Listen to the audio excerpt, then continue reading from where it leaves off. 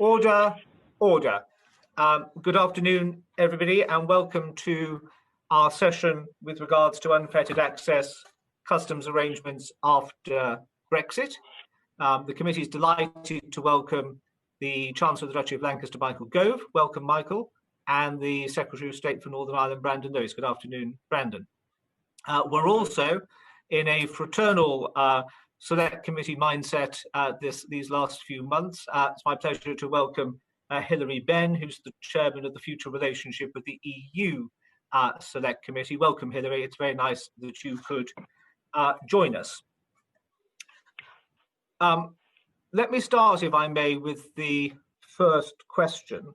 And Chancellor, I suppose this is to you, really. What does the government mean by unfettered access? It means, as I hope we were able to lay out in some detail in our command paper and in the associated statement to the House of Commons, that goods from Northern Ireland businesses should be able to circulate freely in the rest of the United Kingdom internal market without let or hindrance. Thank you. But in terms of accessing, actually getting into that market, what regime are you envisaging? Well, the broad outline in the command paper that we put forward made it clear that, as the protocol itself makes clear, that unfettered access would mean that there would be no discrimination exercised towards Northern Ireland businesses or citizens. They're fully citizens of the United Kingdom. Northern Ireland is in the UK customs territory, and indeed should we conclude free trade agreements with other nations, then Northern Ireland's businesses and citizens should benefit from those as well.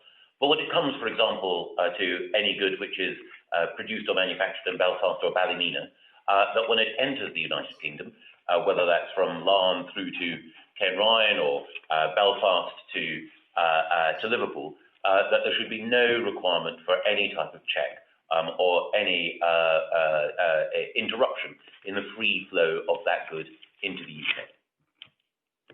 So that's no paperwork to be completed in order to cross the sea? No import declarations, no entry summary declarations, no tariffs, no customs checks, no regulatory checks, no additional approvals, and no requirement to submit any declarations. So for any individual or business in Northern Ireland, then there will be unimpeded, unfettered access for those goods to the rest of the UK. So why are we hearing from earlier witnesses to this inquiry of concerns of additional costs? Some saying £50, some saying £100 to move their goods from Belfast to Liverpool, for example. I can't see how that would arise. One of the benefits, if you don't mind, Charles, one of the benefits actually thank you. One of the benefits, I think, of an opportunity for these kind of sessions is just to flesh that out, to give those businesses that confidence, as Chancellor just outlined. Those businesses should not see any change. Their business should be able to continue trading from Northern Ireland into the rest of the UK and take place in the same way it does now. So if that is the case, how is the integrity of the UK's single market maintained, and the integrity of the EU's single market maintained? Well, firstly, there's no danger to the EU single market. Any good that has entered Northern Ireland or manufactured in Northern Ireland being traded or sent to another part of the United Kingdom doesn't affect the integrity of the EU single market, almost by definition, because it's not as though something is being placed on the market in any other part of the European Union, which would cause any trader or citizen in the European Union to feel that the single market, its rights, obligations and protections had been in any way impinged. Now, of course, there is a theoretical chance that someone might try to use the Northern Ireland as a backdoor into the UK single market. But I think it is the case that market surveillance and intelligence would mean that if we did see someone who was attempting any sort of jiggery-pokery, that it would rapidly become apparent. If it were the case that a low loader with BMWs was making its way from the Republic of Ireland into Northern Ireland and then into the UK, then I think that we would notice. And as is the case with anyone who seeks to subvert the law, we have both the surveillance and the enforcement authorities necessary in order to be able to deal with any abuse of that kind. So can we just clarify as a first off, because you've defined unfettered in a way that I think most ordinary folk would understand unfettered to be.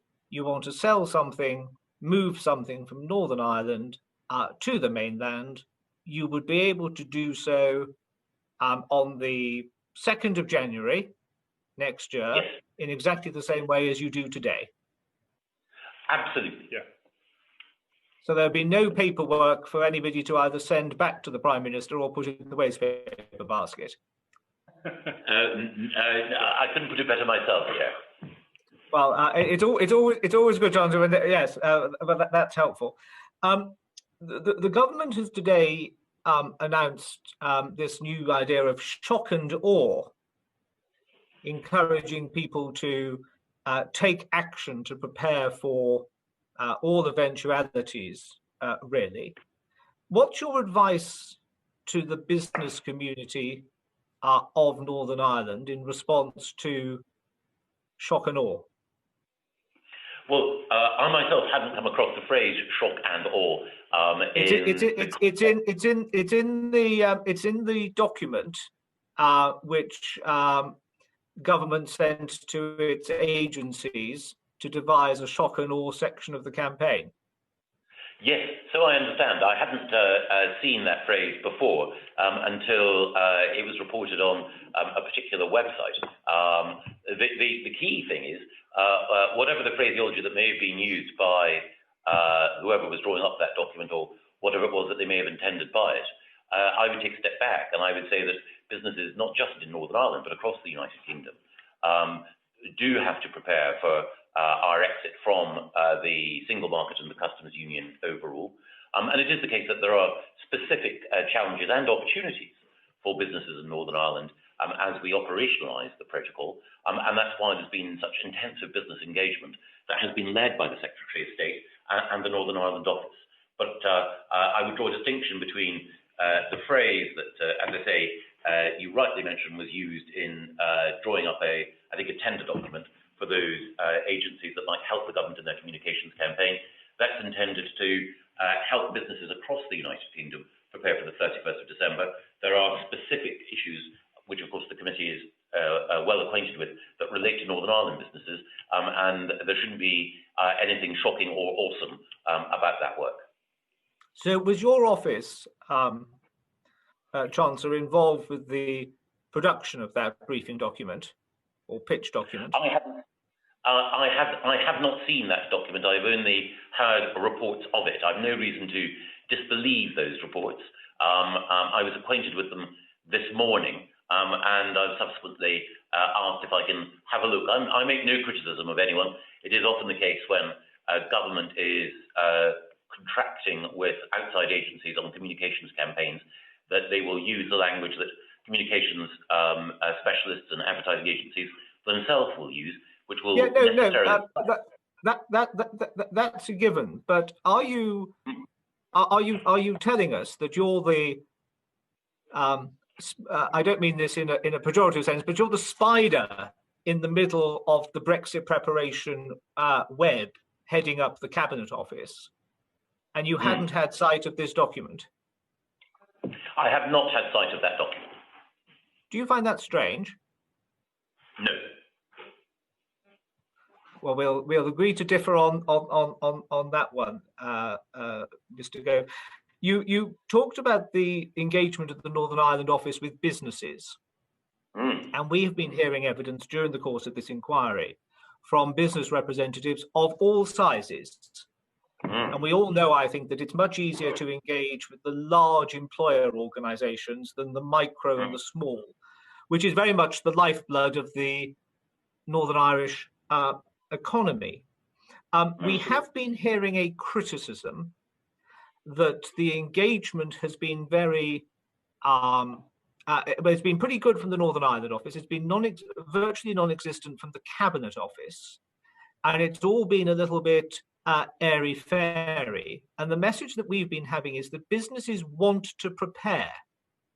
They want to prepare, but they don't know what they're preparing for.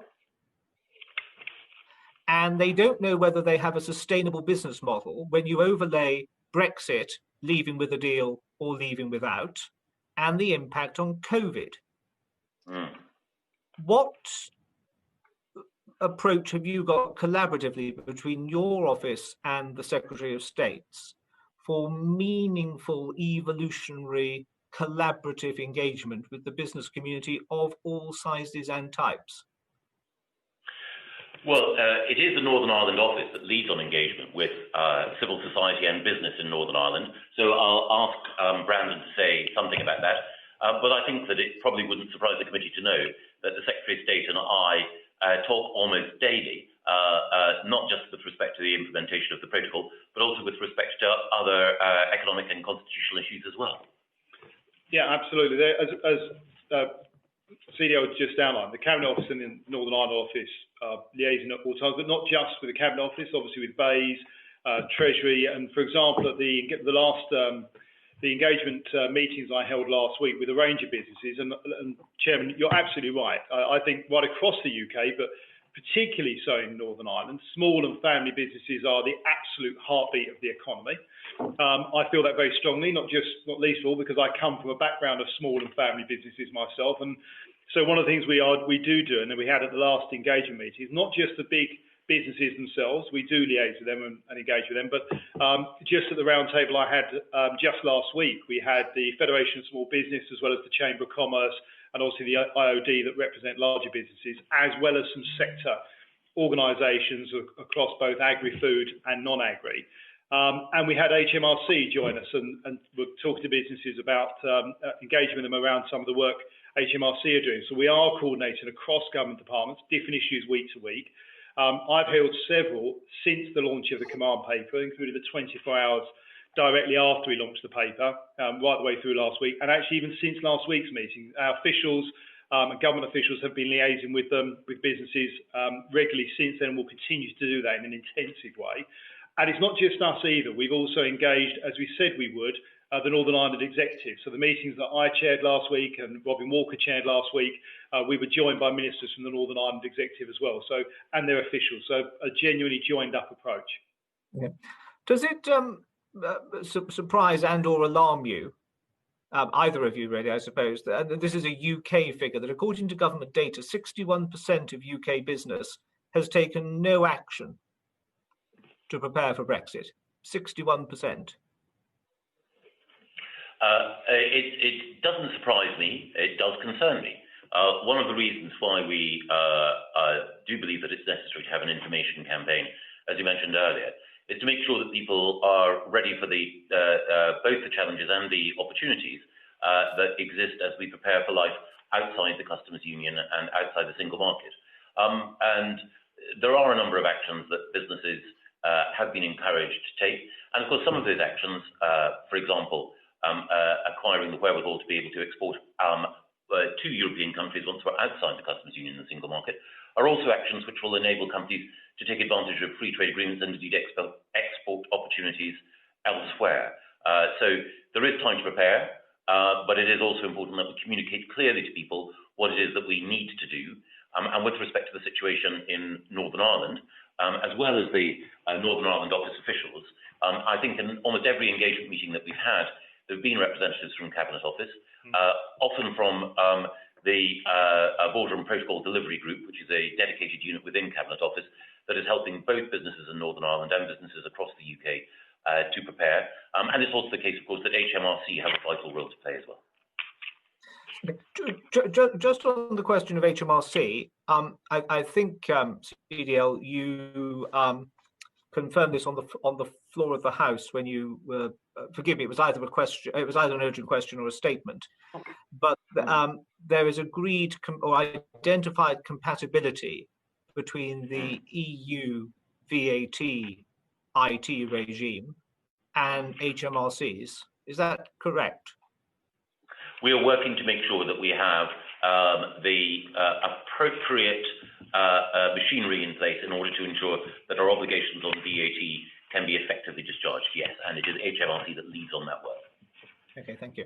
And just a final one from me, business needing to prepare. I think everybody agrees on that. And I think everybody has to realise that businesses are also focusing on survival in the corona environment.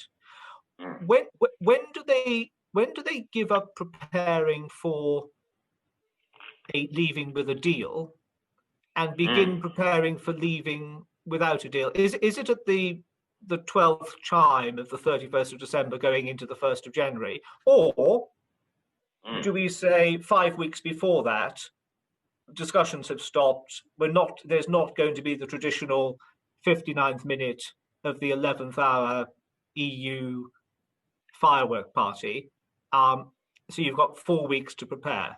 When will people know which it is going to be? Well, the Prime Minister made clear when he took the high-level meeting earlier this week with the President of the European Commission, the European Council and the European Parliament, that he wanted to see progress. He didn't want to see this process drag on into the autumn and the winter. So everyone knows, and indeed the points being made by Michel Barnier and others, that whatever agreement is reached, and we hope that we will secure agreement on a comprehensive free trade agreement, that it will take a little bit of time to ratify on both sides of the channel. But the other thing that I should stress is that one of the reasons for our communications campaign is to emphasise that whether or not we secure a comprehensive free trade agreement with the EU or not, we will in any case be outside the customs union and outside the single market come what may. And the difference between what has been termed a Canada-style deal and what many have called an Australian-style approach, in many respects for businesses, the difference in terms of preparation is not that great. We all know that government's definitions of autumn, winter, spring and summer are often as wide as the Met offices. They can start at all. When you say, and we all heard the Prime Minister say he doesn't want this to rattle on into the winter time, what is the cut-off date, CDL, that you have penciled into your diary, where we then face into right? We are the leaving bit is the given, but we're leaving without a deal. I know exactly what you mean about the permeability of seasons. As a Scot, we only have two seasons, June and winter. But the thing that I would say more broadly is that we don't have a date per se penciled in, but it is the case that if we haven't secured significant progress by October, then it will be difficult. But again, you know it when you see it. So by mid-October, business will know whether it's one thing or the other. I would hope that we would have clarity beforehand, but it becomes increasingly difficult if we're not on a trajectory towards an agreement, increasingly difficult to ensure that that free trade agreement could be concluded if we haven't secured agreement, as I say, by October. Okay, thank you very much. Bob, thank you. Sorry, Secretary of State. Thank you. I think just worth adding, but sort of reinforcing the point CDL made earlier, which is even within all of that, whatever dates people have got in anyone's mind, the reality is businesses do need to prepare. They need to prepare now. As was said, the difference between Canada and Australia, there's still things people are going to have to do. But also, again, it's important to remember, a large number of businesses, a huge percentage, the large percentage of what they are doing is trading with the rest of the UK.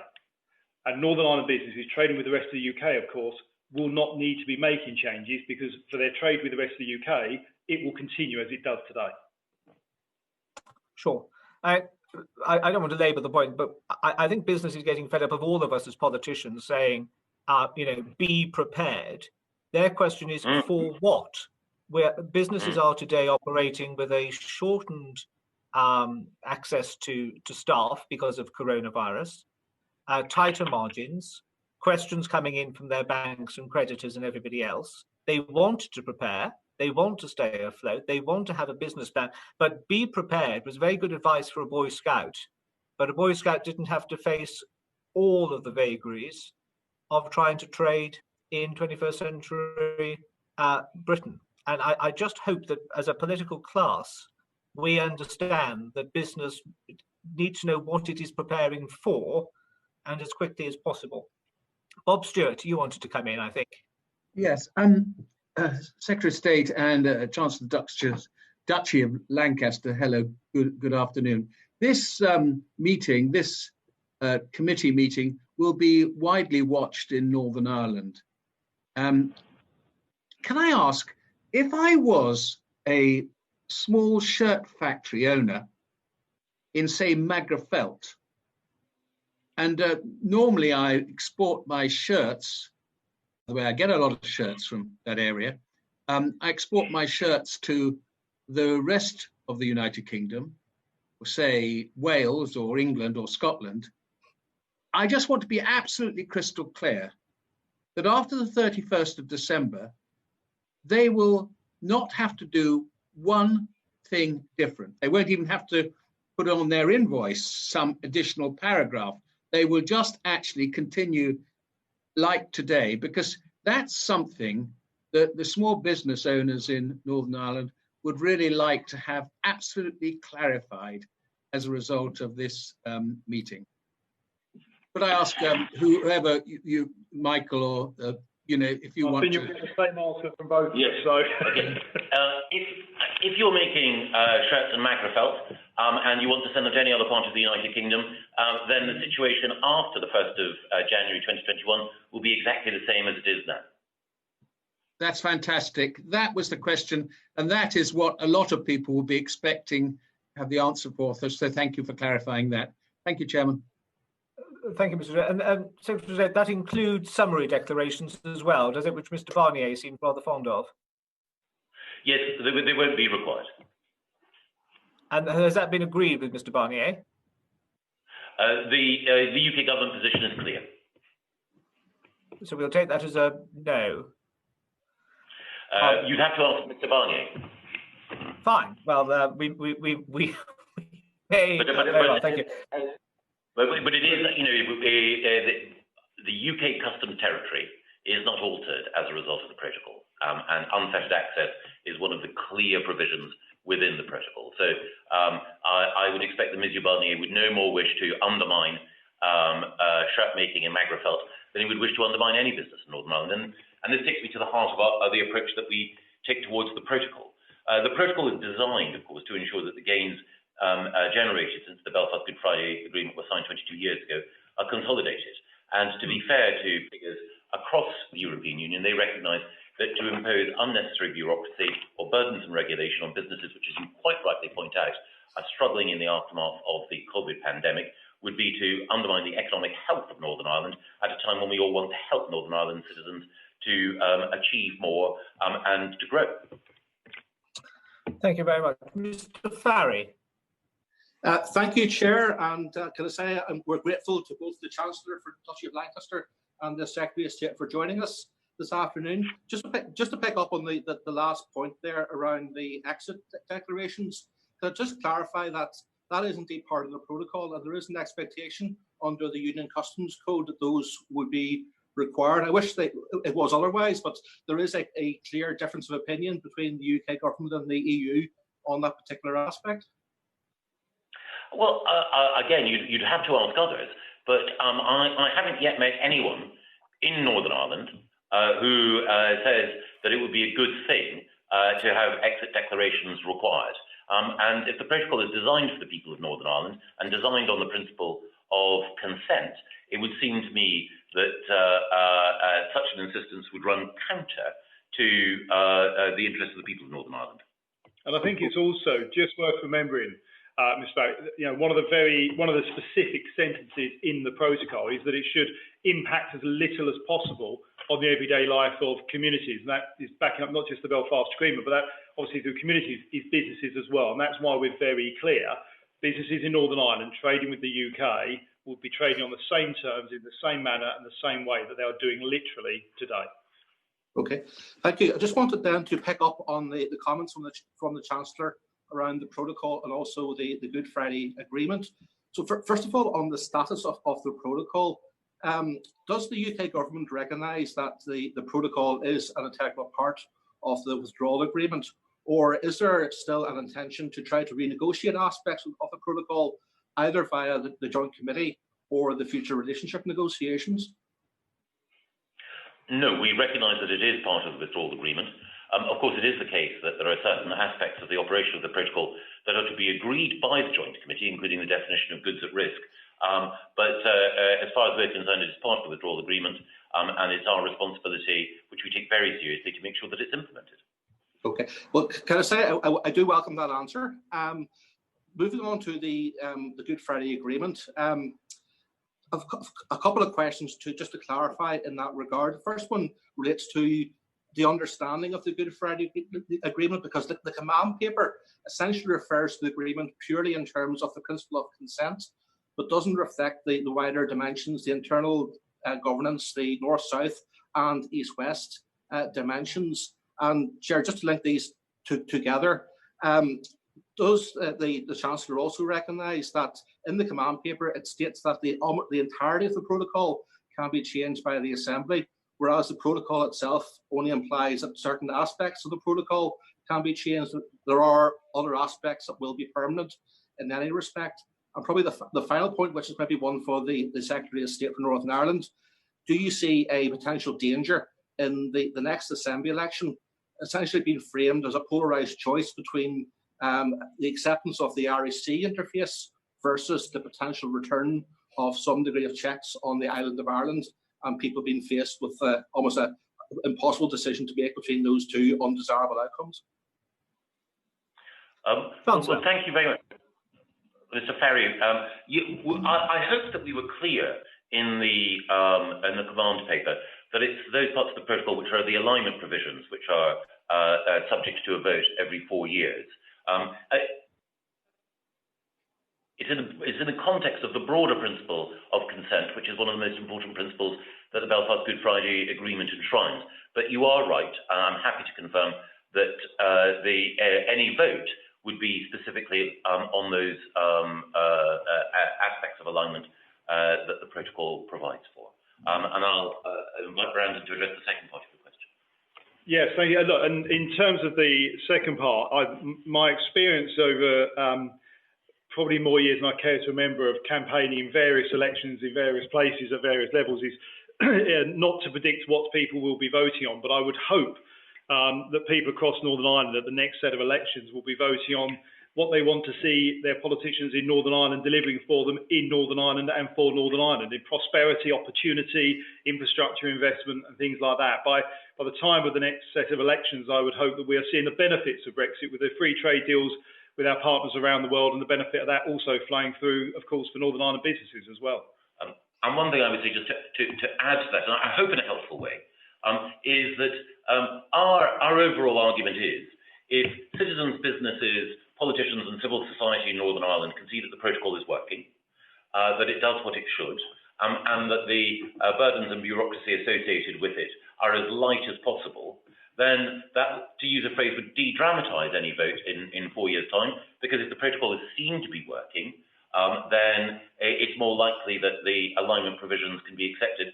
If it's the case that, and I won't attribute this intention to anyone, but if it were the case that it were imposed in an over-bureaucratic and burdensome manner, that would lead inevitably, I think, to a greater degree of disquiet than it may already have generated. Okay. Well, I do hope we can avoid that polarised outcome, but I welcome that answer, and I'll hand back to the Chair at that point. Thank you. Thank you, Mr. Farrell. Claire Hannah, please. Claire. Thank you very much, Chair, and thank you, Ministers, for joining us. Minister, you placed quite an emphasis on the consent of the Assembly, including when introducing the command paper in the House a few weeks ago, and you will know that the Assembly voted last week that it believed an extension was needed. Do you not place the same value on consent in this regard? Well, I think I'd say several things. The first thing is that the Northern Ireland Protocol, of course, it has an impact on all of the citizens of the United Kingdom and indeed the citizens of the Irish Republic and indeed the EU. But it's been designed specifically to support the gains that have been made by the Belfast Good Friday Agreement and to support the citizens of Northern Ireland. And it's only natural that because it requires specific changes, that we ensure that those changes are carried out in consultation with the executive and with parties in the Assembly, as well as businesses and individuals in Northern Ireland. On the broader question of an extension of our period in the transition period, a UK general election was fought on that question. The government secured a clear majority on the basis that we would not have an extension. And of course, while there was a majority in the Assembly for extension, at least two significant parties representing a very important tradition in Northern Ireland were very clear that they did not want an extension. That's a different version of consent. But if both legislators as a majority, as will apply in the protocols you've worked into the Ireland protocol, if legislators and indeed business leaders have indicated that they will not be ready because they're punch drunk after the experience of dealing with COVID, what does it give that gives you confidence that in fact they will be ready to deal with this in 6 months' time? The intensive nature of the engagement that's being carried out, and indeed the welcome, qualified, but the welcome that has been given to the command paper and the direction of travel by those most affected. Do you anticipate any, and I know the Chair touched on this, do you anticipate any implementation or adjustment period being required or being facilitated after the 1st of January? No. And if you are committed then to exiting, apparently come what may, and regardless of the views or the impacts of people here, what happens if there is not, Minister, a UK-EU trade deal, given the very direct and the very negative impacts on businesses here? Well, again, we hope that there will be a comprehensive free trade agreement, and I think it's in the interests of all that it should be so. But ultimately, there is a democratic mandate for the government. Nobody could say that the Prime Minister ran away in the election from anything other than a clear commitment to exit on the 31st of December, the transition period.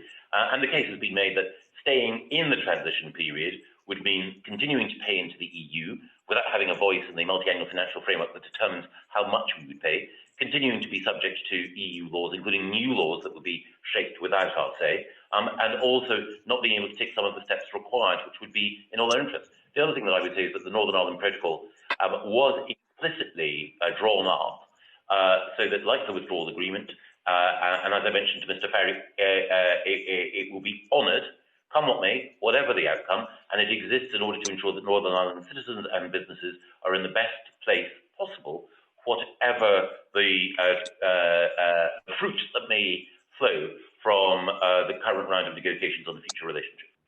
So you're committed to still implementing the protocol in the scenario of there not being an EU-UK trade deal? Absolutely. Do you have specific no-deal planning for Northern Ireland? Well, again, you might think I'm cavilling slightly, but I don't use that phrase because we had a deal, we secured a deal. The withdrawal agreement with the protocol in it is that deal. It is the case, of course, that if we leave without a comprehensive free trade agreement, as we touched on earlier following the Chair's questions, there will be specific requirements for all UK businesses. But of course, businesses in Northern Ireland will, as has been recognised, because of the protocol, whether or not we have a free trade agreement, have certain advantages that businesses in other parts of the UK may not enjoy.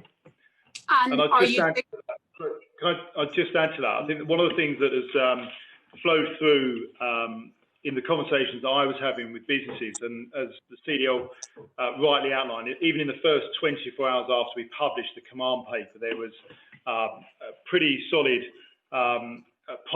relatively positive responses. I think it is because it's confirming to businesses that the protocol and the government's intention to deliver that protocol, which is what gives them the certainty of how to act and business being able to continue, particularly in light of how much of their business flows through and into the UK. And I think that's why it is important, and it's very good opportunity in front of this committee and elsewhere to just be able to reinforce.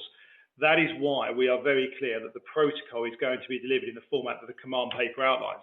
Now, the detailed engagement we're having and have had since that publication will continue to have in the weeks ahead, further works through some of the details. But as I say, for Northern Ireland businesses working through to the UK, which is predominantly their avenue for business, this gives them the certainty that they need and the confidence to be able to move forward. And there are opportunities as we secure trade deals around the world. So I think there's a big opportunity for Northern Ireland businesses and for investment into Northern Ireland as well. How do you anticipate in that scenario, in the scenario of a trade deal or without one, Northern Ireland managing the costs of the various tariff and non-tariff barriers that may apply? Well, when it comes to tariffs, then obviously tariffs only apply to those goods which are at risk or indeed which enter the single market, and there is a capacity for the UK government to cover those costs for Northern Ireland businesses. And it's also the case that the UK government is working with the Northern Ireland Executive to make sure that any additional administrative costs that may be required are met by the UK Exchequer. A demonstration of the strength of the UK overall, the broad shoulders which enable us to carry all four parts of the United Kingdom forward together. Are you committing then to funding the cost of any hardware or software that businesses here or businesses that trade with Northern Ireland will require in order to manage those costs due to the frictions you're applying? Well, again, we are engaging with business. I don't think I should write a blank cheque for anyone who may say, I will now require X or I will now require Y, but we are working with the executive in order to ensure that the UK government can stand behind the additional steps that it and others may need to take. And when can you specifically say that businesses will have details of what compensation will be available to them? Well, businesses should know that in the event of there not being a free trade agreement and goods being liable for tariffs if they enter the EU single market, they have complete confidence in knowing that those tariff costs will be covered. But as I say, there is a generous package of support that we are providing, and we're in the process now of engaging with business because, as the Secretary of State pointed out, one of the things that we need to do is to make sure that what we are providing is what business needs. And at what point will businesses have clarity and certainty around the funds that will be available to them in that scenario? Well, again, we're engaging with business now in order to determine and to discern both how the operationalization of the protocol will bear on them, and therefore also what the additional costs will be that they may have. And of course, there are various approaches that we can take, various approaches that both the Northern Ireland Office, HM Treasury and HMRC can take in order to smooth the path for business. Minister, you'll know that the protocol, of course, does mean that Northern Ireland is subject to the EU regulations without democratic participation. Do you have proposals in place to address that, and do you see any solutions within the Good Friday Agreement? Well, it is a fact, of course, that in order for Northern Ireland to enjoy both unfettered access to the UK's internal market and also access to the EU single market without the need for any border infrastructure on the island of Ireland, that there are alignment provisions in the protocol, as you quite rightly point out, which Northern Ireland's businesses have to follow. And we recognise that. We recognise that that is part of what allows the protocol to work, and so we intend to approach that in a pragmatic fashion. Thank you, Minister. Thank you, Chair. Thank you, Claire. And can I just apologise, colleagues, for what seemed to be a technical glitch from North Dorset, and I dropped out for a moment or two. CDL, could I just ask, you talk about conversations with business in relation to Claire Hannah's question. Can you, between sort of 0 to 10, define the bandwidth of interest from business at the moment to engaging, given everything else that's going on? Well, I think Chair, I'm probably best placed to answer that. And we have found we've found business very, very willing and enthusiastic about engaging. I understand. One thing I do absolutely understand, as I say, having my business career is a few years behind me now, but I still remember it's for business. They want information, they want to know as much as they possibly can as early as possible, and they have been very, very positive, engaging with the team, both the officials and at ministerial level, and across all sectors. Which is why one of the things I said with the engagement that we're doing, it's not limited to a particular group, but if people have got other organisations or businesses who they want to be involved in these business engagement forums, then I'm very happy for them to be involved and join in. And it's something that's working, as I say, both with the Cabinet Office, through CDL's team and Brendan and the team who are here, but also through other government departments as well. But we have found businesses very keen to engage, and their representative groups very, very engaged in the process, yes. Thank you, that's encouraging. Mary Kelly-Foy. Mary. You'll need to unmute, Mary. You need to unmute yourself. Thank you. Thank you, Chair. Thank you, Chair. Thank you, Chair, and good afternoon, Ministers. You referred earlier to what is meant by unfettered access in the command paper.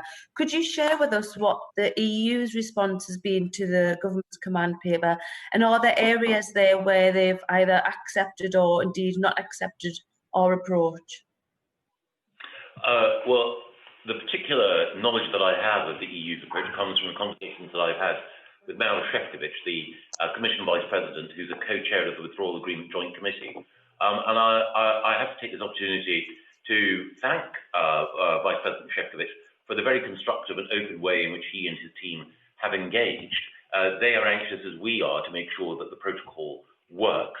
And of course, they're keen to see, as we are, the acceleration of the operationalisation of the protocol, and we're working with them in order to share technical detail, in order to satisfy them and to reassure others that our approach will work. Okay. Are there any areas in particular where there's a likely disagreement? I hope not, and so far it has been the case. And again, I don't want to in any way imply that the European Commission are 100% happy with everything that the UK government has ever said or done, but it is the case that the approach that Vice President Šefčovič has taken is a constructive one. He's a pragmatic leader who has the interests of Northern Ireland at heart, and he wants to make sure that the protocol will work.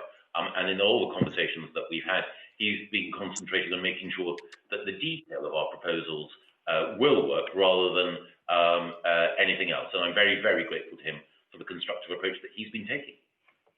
Okay, thank you. Thank you, Chair. Thank you, Mary. Gregory Campbell. Thank you, Chair, and nice to speak to both ministers again. Just if I could ask Mr. Gove the first question. At the very start, you were unequivocal about the lack of any additional paperwork for Northern Ireland businesses come the 1st of January. Let us assume that the first week of January arrives and there has been no free trade agreement with the EU. Will you be as unequivocal then as you are now? Yes, when it comes to goods moving from Northern Ireland into the rest of the United Kingdom, the situation will be exactly the same. Come what may. Come what may. Okay. Now, just to expand on that, there are some businesses in Northern Ireland whose product range includes bringing elements of their product in from GB to manufacture here in Northern Ireland and then sell back into GB. How would they fit into your unequivocal statement? Well, there is a difference when it comes to goods going from GB to NI. There are additional new processes. Now, we want to make them as light touch as possible. And as the command paper, I hope, makes clear, there are specific provisions, SPS provisions for products of animal origin, agri-food products. And then it's also the case that there will be a requirement, so we believe that it will be light touch and it will be conducted electronically, for appropriate processes when goods do go from Great Britain to Northern Ireland. Yes. And at what point would we know what light touch means? That is exactly the work that's going on now between HMRC, the Northern Ireland office, ourselves, and Northern Ireland businesses and the Northern Ireland Executive, in order to try to ensure that we can operationalise them in as unbureaucratic a way as possible. Okay. And just to follow up on the principle of unfettered access, if legislation was required to guarantee that, what would that look like? Well, we believe that it may well be necessary to have additional legislation, and that is something that we're considering. But again, the aim would be to make sure that the broad position outlined in the command paper and the operationalisation of it was clear and consistent. So, just for the avoidance of any doubt, you can understand why there is confusion, given what Michel Barnier says, and then contrasting that with what you've said today. But are you absolutely certain that there will be no infrastructure that people will construe as being a barrier to trade between Northern Ireland and GB, and additional barriers between GB and NI? Well, when it comes from when it is NI to GB, nothing additional. GB to NI, we think it may be necessary to have additional staff to carry out some of the SPS checks. But I know this is building on the principle that the island of Ireland has been a single epidemiological zone, and it now is a single SPS zone. And the point was made, and I don't mean to be flippant, but the point was made at the height of the BSE crisis by Dr. Ian Paisley, that Northern Ireland benefited from the fact that while his voters were British, his cows were Irish, and on that basis, we recognise that distinction. But there will be a requirement, for, as I say, for some additional customs processes. But we are seeking to make sure that the experience for anyone arriving at any port in Northern Ireland is such that they would recognise that they were travelling within the UK customs territory, within a sovereign United Kingdom. It will be the case that it is an experience which would remind anyone that they were recognisably part of one single state. And I think, Mr. Carroll, I think it's just worth adding to that point that, as Chancellor outlined, the Alarm and Belfast, those agri live animal food checks are building on what's been happening in one form or another since about the 19th century. But I think just to reinforce our point around making this as smooth, flexible and swift and easy as possible for business, we are absolutely clear there will be no new infrastructure. This is built on processes that are already there. Northern Ireland to GB, completely unfettered, but even GB to NI, there will be no new infrastructure. And the argument that we're making to the EU as well is if you insist on, or if people within Europe insist on significant new infrastructure and a significant new presence, what you will do is actually make the protocol less acceptable to the majority community in Northern Ireland, and therefore you run the risk of the protocol being voted down in a future election. So if you want to genuinely, as you say, help the people of Northern Ireland, then you'll go with the approach in our command paper. And the argument has often been made by some EU politicians that the EU is ultimately a peace process, that it's about bringing peace to the continent of Europe in the aftermath of the Second World War. Our argument is that you must therefore recognise that the really important thing in Northern Ireland is not adhering to a maximalist approach towards the protocol. It is respecting the fact that Northern Ireland, as a result of the Belfast Good Friday Agreement and the principle of consent, has said again and again, its people said again and again, we are part of the United Kingdom, and that needs to be honoured and respected. Yeah, I'm glad you said that, because over a period of months, many people talked about the hardware or security checks that could happen in the border area of Northern Ireland and how they could become targeted by dissident Republicans. Therefore, no one would want to see equally others targeting whatever framework might be set up at ports on an east-west basis. But just on the issue, final question, Chairman, on the issue of at-risk items. What is to stop the EU quantifying or assessing items that, for the most part, most of us in the UK and in Northern Ireland would clearly specify as items being not at risk, but the EU insists that they are at risk, and therefore a dispute emerges about what goods are constituting at-risk goods? Well, I think it was the case that the RTE Europe editor, Tony Conley, said that the attitude of some towards the goods at risk was that these goods were guilty of being at risk of going into the EU until proven innocent, whereas the UK view was that these goods were innocent of being at risk of going into the EU until proven guilty. It is a proud principle of our law that innocent until proven guilty is the way that you should approach things, and that is the way that we are approaching this. The command paper makes that absolutely clear. And one additional thing that I would say on top of that is,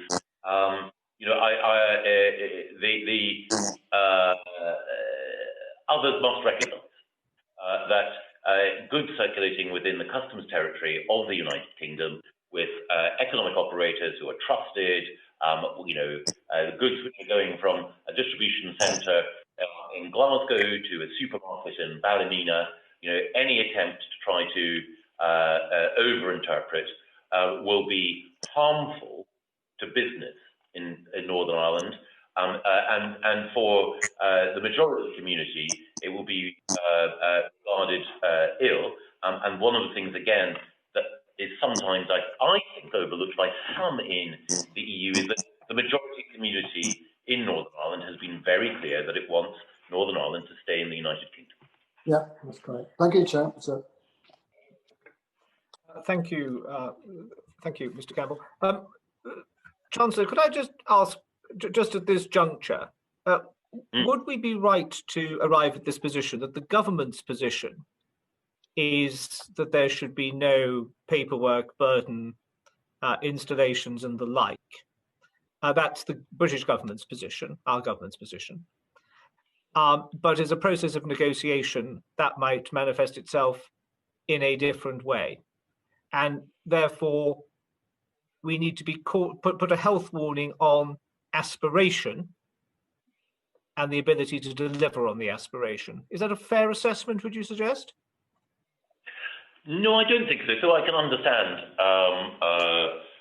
the thrust of the question and the challenge within it.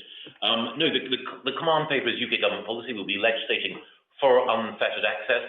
And again, as I mentioned earlier, to be very fair to Vice President Šefčovič, his approach has been, it is for the UK to implement, it is a UK customs territory.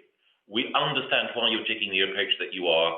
We simply want to be involved to make sure that the implementation is appropriate and effective. And I think that is if I may say so, I think that that's strong and effective and helpful and pragmatic leadership from Vice President Šefčovič. Thank you. Secretary of State, can I just ask allied to that, following up from some of the questions of Mr. Campbell, what conversations are you having, Secretary of State, with the chiefs of police north and south of the border with regards to smuggling and the need to depress it as much as possible and to keep that in the forefront of our minds when progressing these negotiations? Well, you won't be surprised to know that I talk to the Chief Constable, Northern Ireland PSNI on a regular basis most weeks, if not more than once a week, some weeks, on a range of issues. I hope you'll appreciate, I'm not going to go into great details here around those conversations, but look, I think it's one of the things I'm sure I know the committee will be acutely aware of is one of the things that, one of the reasons the unfettered access and the structure of the protocol is important is to make sure that we have a system that is deliverable for all communities in Northern Ireland, and actually recognising some of the challenges that both the Garda and the PSNI are dealing with, I think is an important part of that. They have a very, very good working relationship. I talk to the Attorney State, Simon Coveney, regularly as well, so we've got a very good working relationship, as does CDL, and we've done some joint conversations around a range of issues, particularly through COVID, that we'll continue to do. So there's a very good working relationship between our friends and partners in the Republic of Ireland, both at a police level and at a political level, and officials as well. So we are always alert to these issues, but that's something we always need to remain alert to, wherever you are in the United Kingdom. You know, this is something that across the United Kingdom, and having been a security minister, I've seen this through the border force in other parts of the UK, making sure that we are doing all we can to deal with smuggling and ensure that people who smuggle do face the law in the right and proper way through due process, and the rule of law is abided by. And as a former security minister, you know, you don't need me to tell you, it's not so much the act of smuggling per se, it's what the profits of the smuggling can be used for that we need to be very alert to here. I understand exactly the point you're making, Chairman. Yes, and I mean there's a wider issue that's been going that the PSNI are working on and deal with on a day-to-day basis. And if the crux of your queries are, am I alert to that? Yes, I am, and it is something I talk to PSNI about regularly. Thank you very much indeed. Gregory, had you finished? Okay, thank you. Hilary Benn, our guest interrogator. Welcome, Hilary. Well, thank you very much indeed, Mr. Chairman. Thanks to you and to the committee for your kind invitation. I want to explore a bit further the question of what happens to goods moving from GB to Northern Ireland. And I'd like to begin with you, Secretary of State.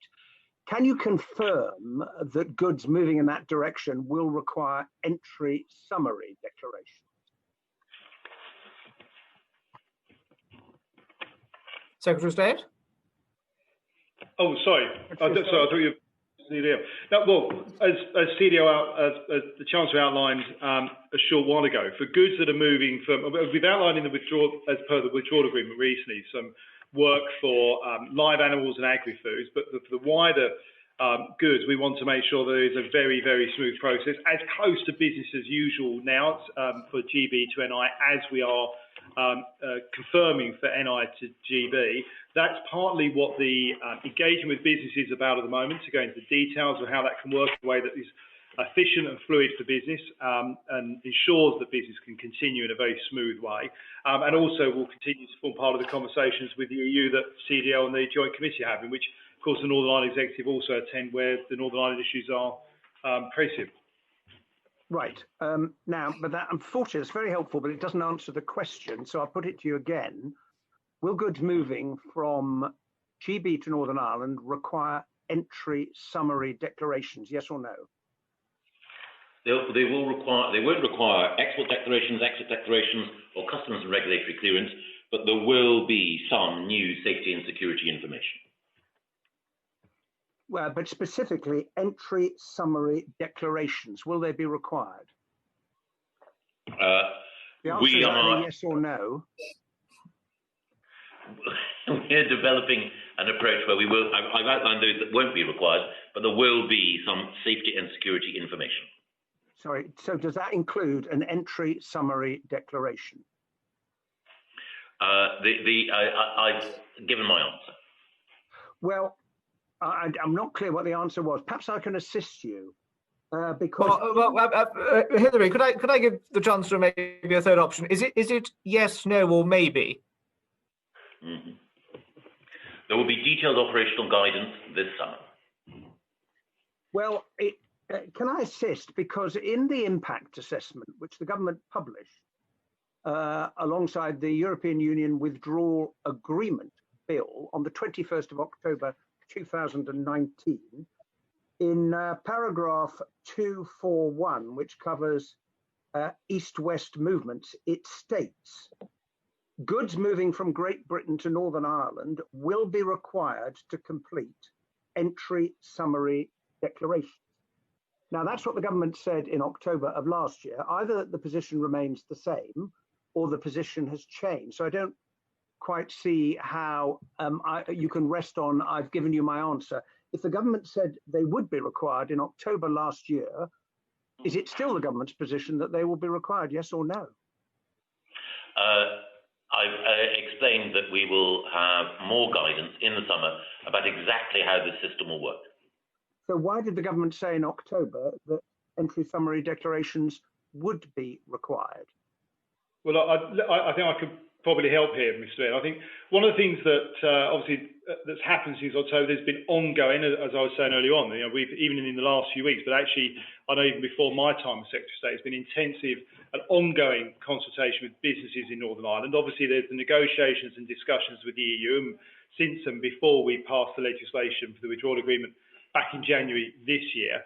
And one of the things that is very clear, and one of the things I know from previous roles, is that there is, particularly if you think about goods that are moving from Great Britain to Northern Ireland, and as Chancellor outlined, safety and security checks as an example of one of the things we're looking at. But as I say, there will be full guidance we're looking at for this summer. But businesses that are moving products from GB to NI, and actually businesses moving products around anywhere within the United Kingdom, you'll find one of the things that was clear to me previously is the amount of data that those businesses have is far beyond the data they that is passed to government. But they have that data about what the goods are, where the goods are going from, and where they're going to.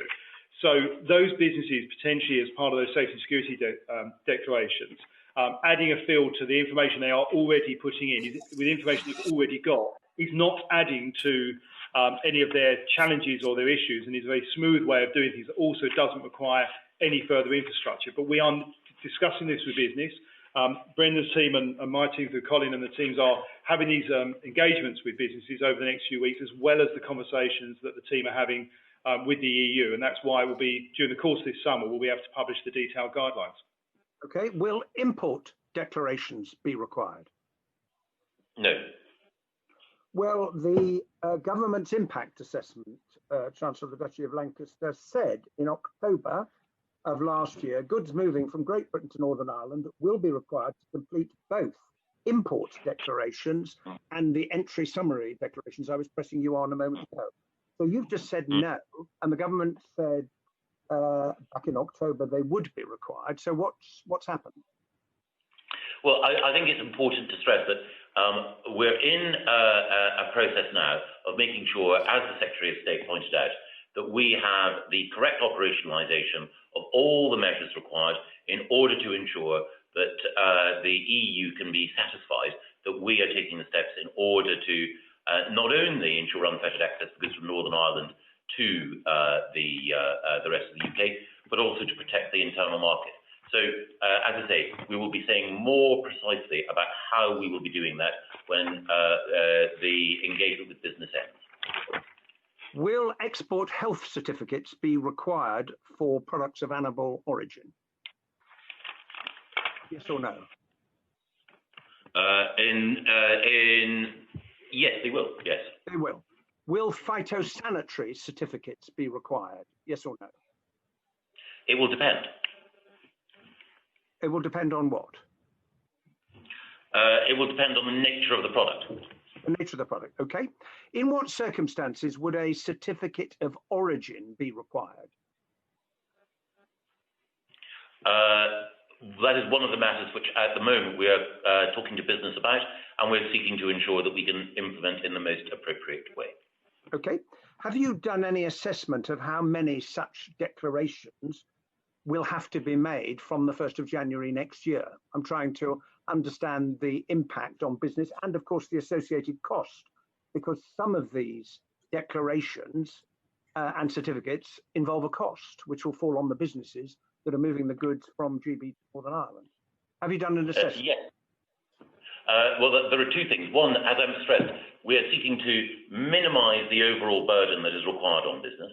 We're doing that in consultation with business, and we're also seeking to make sure that the systems that HMRC and others put in place are appropriate. So, unless and until we've got a clearer sense of what business considers to be appropriate and what we consider to be deliverable and effective, it would be wrong to put a figure on that.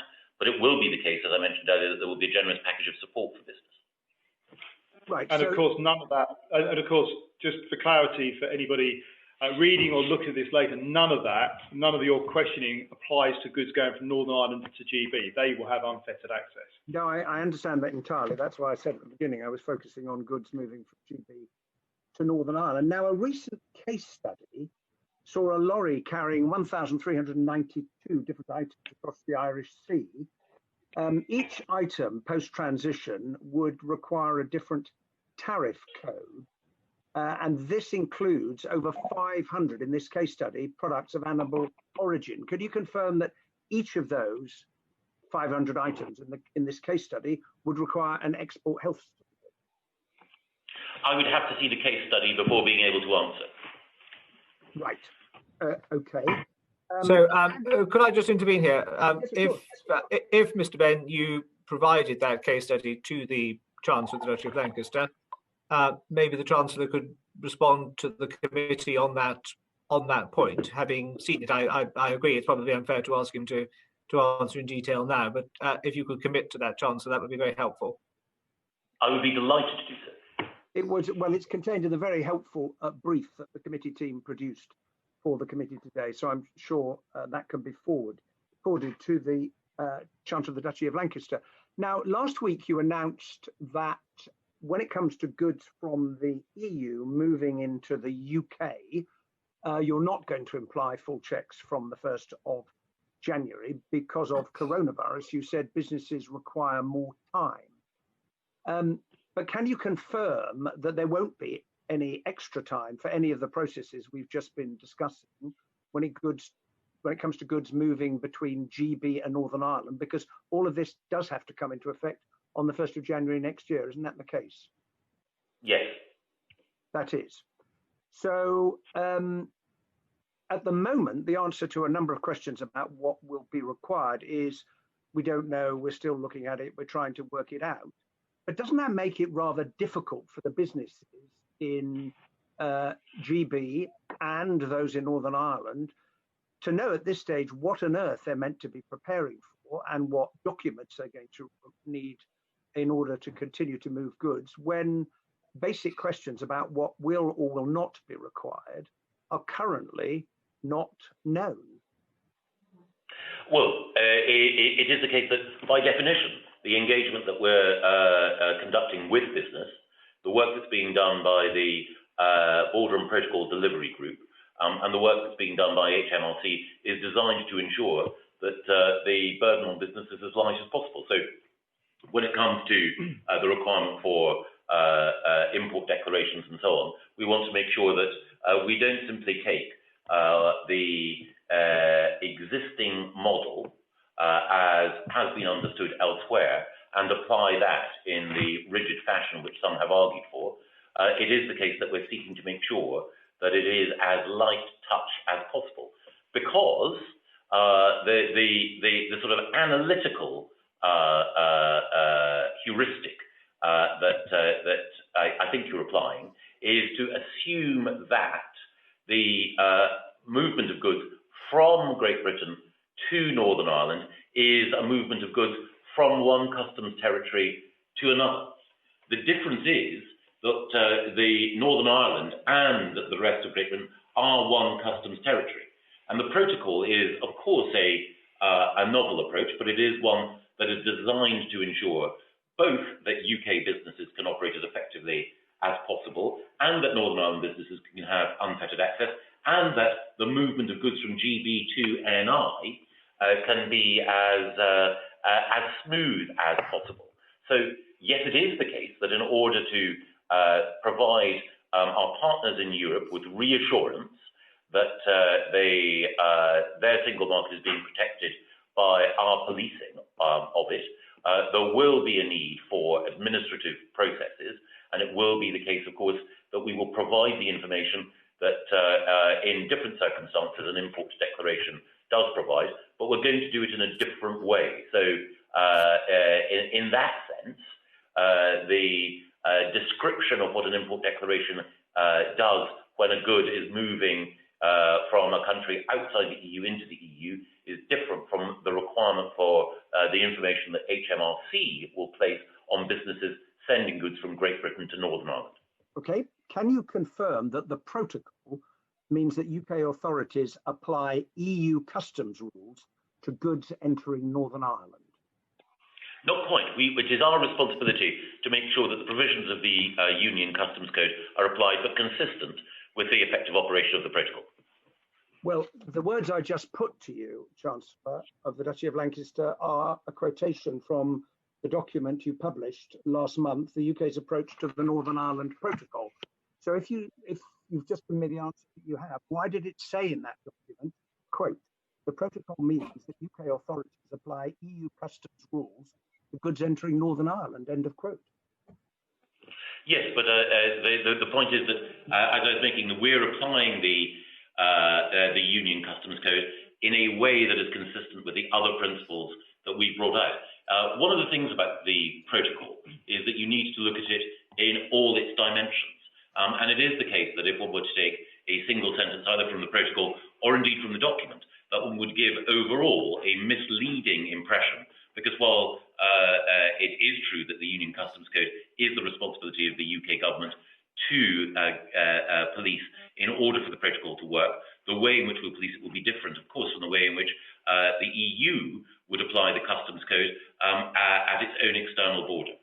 And obviously, as you'll know, Mr. Ben, what the entire command paper is outlining, rather than just, as CDL said, a particular quote from it, is that it's also very clear about, as we said earlier on this afternoon, about protecting Northern Ireland's place in the UK's customs union.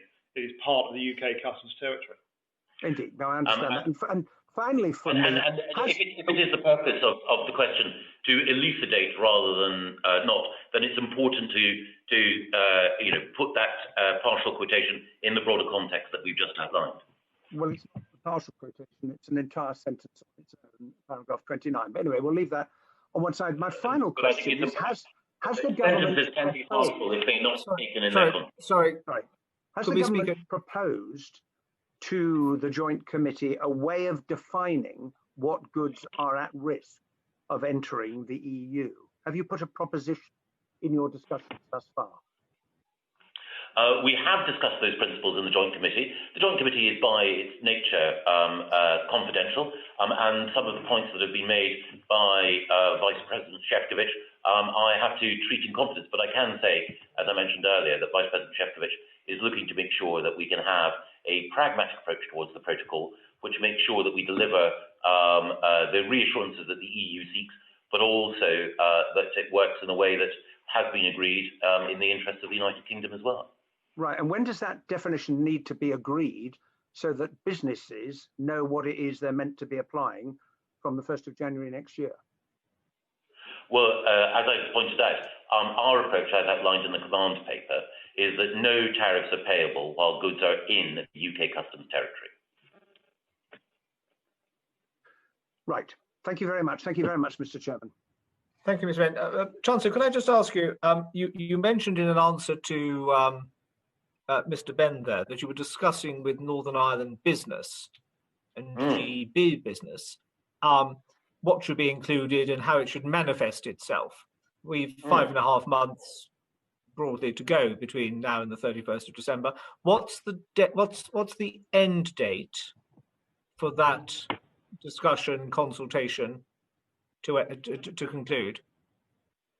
Well, we want to proceed as pacily as we can, and the point that the committee in various questions has made about the vital importance of making sure that we can help businesses get ready is one that is well taken, and that's why we are hoping to resolve some of these questions in short order in order to be able to ensure that HMRC can operationalise the new procedures as effectively as possible.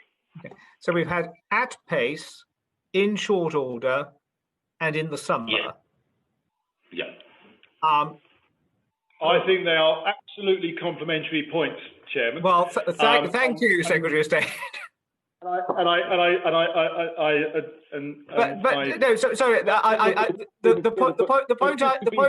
The point I wanted to make was this: at pace, in a timely fashion, in the summer, it is all fine. Those are all acceptable terms. But any consultation that government ever launches has a receipt of contributions, responses to this consultation must be received by Mr. So-and-so or Miss So-and-so by whenever. Otherwise, people haven't got a deadline to which to work. So what is the deadline that you are expecting businesses to respond to government as to what they would find workable, acceptable, or desirable? And then for ministers, through the Joint Council and everything else, to work out what it's going to be. Well, I think that normally one has deadlines on consultations because you want to make sure that people who might not otherwise be actively engaged know that, to coin a phrase, the clock is ticking.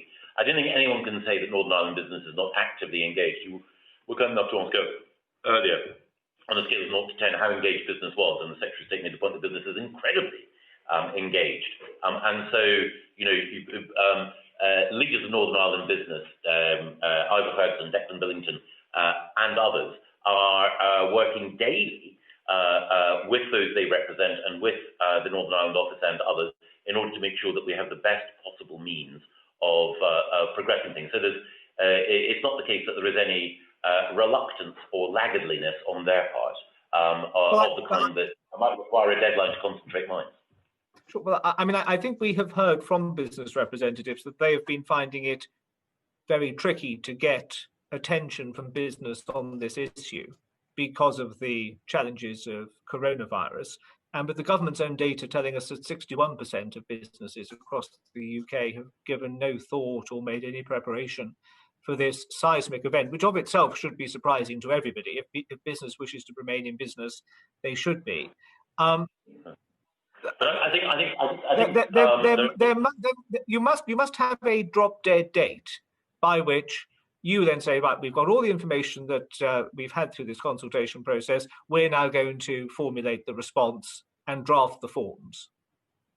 Yes. Well, there are two things I'd say there.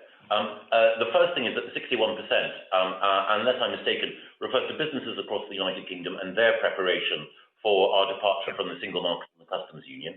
And I was referring specifically to the engagement of Northern Ireland businesses and those who do business in Northern Ireland with the protocol.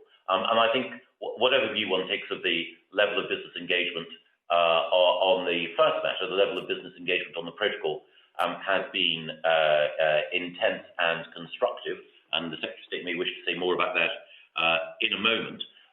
But by definition, there are some clear deadlines, including the 31st of December, as you're aware. But in the conversations that are being conducted now with business, everyone recognises that the need for speed is there, but also the need to bring a resolution which is effective is there, and that's what we're seeking to do. And again, that process means, again, to restate, taking our obligations to ensure that the Union Customs Code is applied in as appropriate and light touch a way as possible, making sure that we recognise that we are playing our part in protecting the EU single market, and making sure that customs procedures, like import declarations, are subsumed into a new process which provides people with the guarantees that are required. So it will look like existing processes, but it will fulfil the requirements that all the parties to the protocol have recognised are relevant. Yeah. But do you accept? Sorry, Secretary of State. No, go on. No, please, after you. I was only just going to add, the Chancellor Dutch is absolutely right. Look, as I said earlier on, we have not seen any hesitation from business in engaging. They've been very, very positive in their engagement with us throughout this process, actually both through COVID, to be fair, but also through this process in looking at the protocol. And I would describe it slightly differently to how you did, Chairman, in that you talk about consulting with business. Actually, this is more of a collaborative engagement. This is a two-way conversation. So whether it's business talking to us about topics they want to talk about, hence why we had HMRC join us talking to them last week, this is actually about working through a process with business rather than a classic, here's a form, fill it in, give us your views. It's a genuine dialogue, collaborative conversation. And I think it is right that we are having that in a very detailed way, very intensive way. And I know officials have been talking with businesses several times, even since I did just last week. And that work will continue so that we can get to a point where we have got a good understanding and a good collaborative outcome from that work with business to be able to publish those guidelines this summer. Yes, but the two are not incompatible, are they? You can have collaborative, meaningful consultation and engagement and deadlines.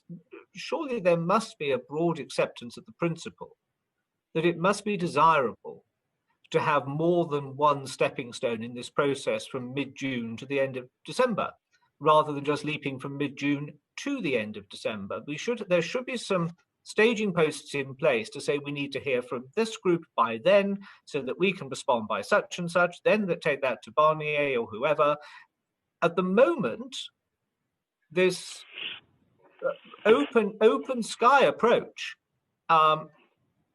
may have been appropriate 2 years ago, 3 years ago, but 6 months out seems to me playing with fire. No. Well, I think that there are three things there that I would respond to. The first is that Michel Barnier is the negotiator on the future relationship. The protocol is separate from that. Our interlocutor is Maroš Šefčovič. The second thing to say is that there are specialised committees which sit under the Withdrawal Agreement Joint Committee. They are the means by which the European Commission and the UK and relevant parties engage in these discussions. And the third thing that I would say is that it is not the case that the conversations are being conducted rather than the manner of correspondence in an 18th century novel, where we wait for a polite reply from one participant before we then draft our others. It is an intense and collaborative process in which both sides, business in Northern Ireland and the UK government, have a clear incentive to make progress.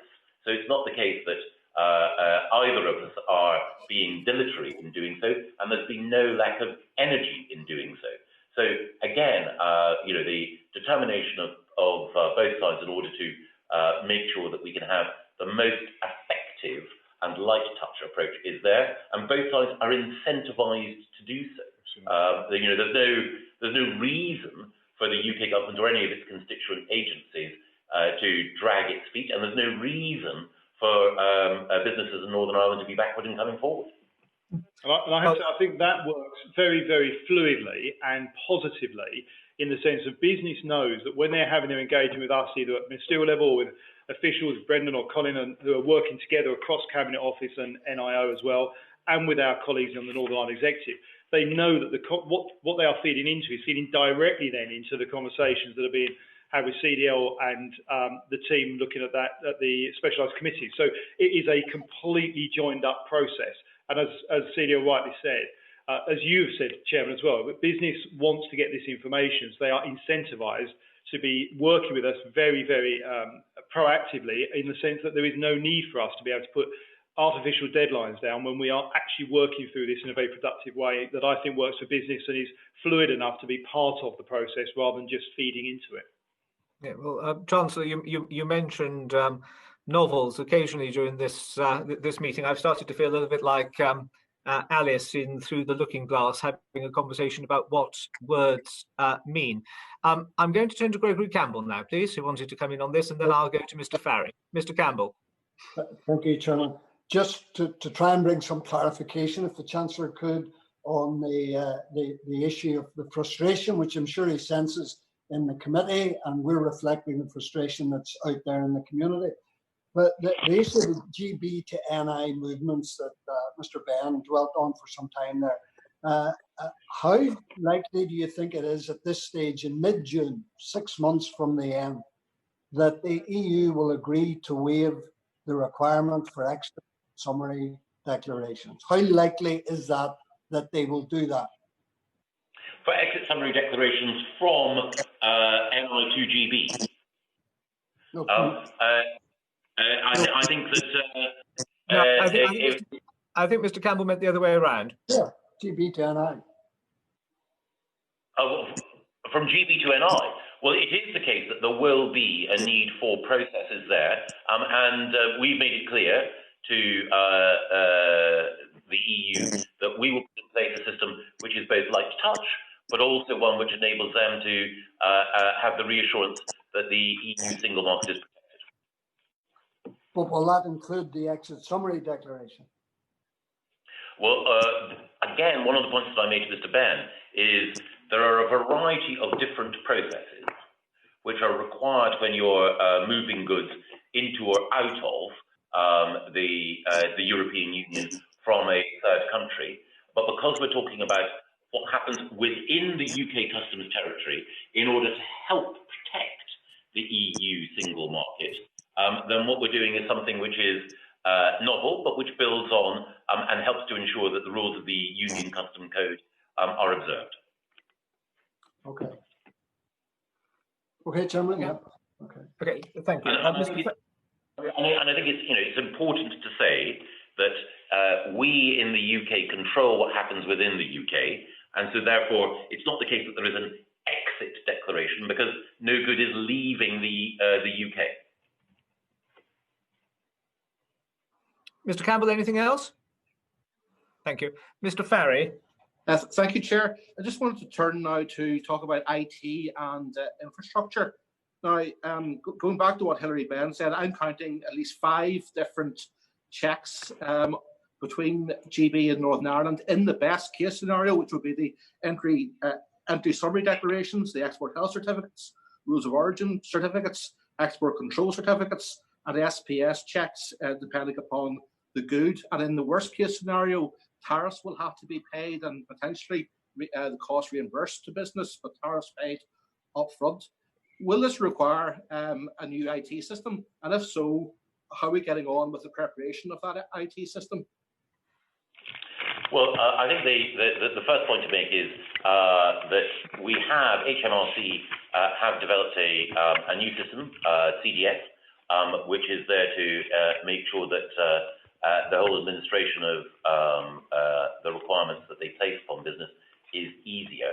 But one of the things I was going to say is that what we want to do is to make sure that the processes of assurance, which you allude to, are provided in the least onerous way. And that's exactly what HMRC and indeed the Northern Ireland office are engaging in providing.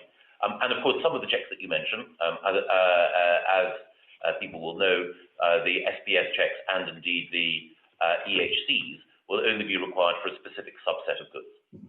Well, in terms of the IT checks, the IT system, will we need a bespoke system for the Northern Ireland Protocol as opposed to the more general approach for the UK as a whole? Sorry, I missed that, Mr. Farry. Could you repeat the question? Yeah.